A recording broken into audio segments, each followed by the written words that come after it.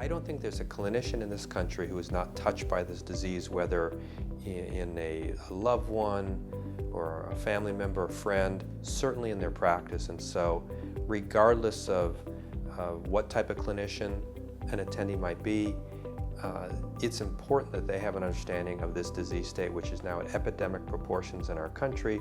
This program gives them the understanding that they need to be able to not only communicate effectively with patients, but also steer them towards the resources that they desperately need. Amyloid PET imaging, FDG PET imaging, spinal fluid, neuropsychological tests, MRIs. It's a pretty confusing array of tests that people can choose from, and I hope they learned a little bit about how to be more selective in which ones they choose and what sequence to go in. The 3D movies are really cool. They add an element of fun to the presentations, which makes a big difference. But they really give everyone a graphic of what's otherwise a very complex pathophysiology. I think 3D technology is really exciting, and I wish I would have had it when I was in medical school. It brings biology and chemistry to life.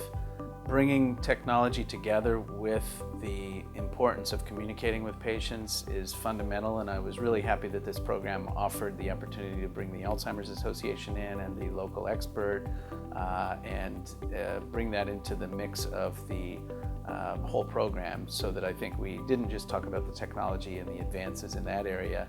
We also talked about how to communicate that to patients and families and how to involve patients and families in the dialogue that is required to select from the tests and the treatments that we have available today. There are so many services that we offer, education for caregivers as well as support groups.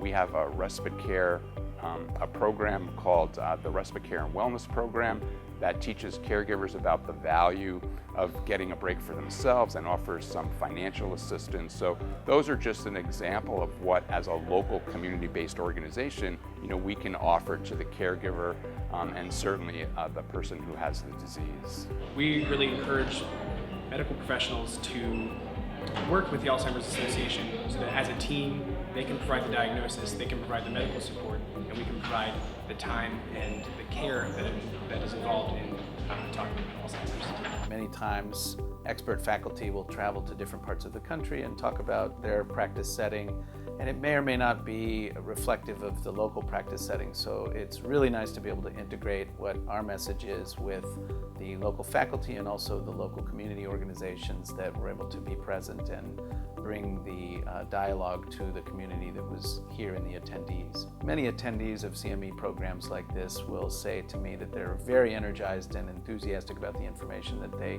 take in as they're at the program, but then they go back to their practice and it's sometimes gone or they aren't able to incorporate it.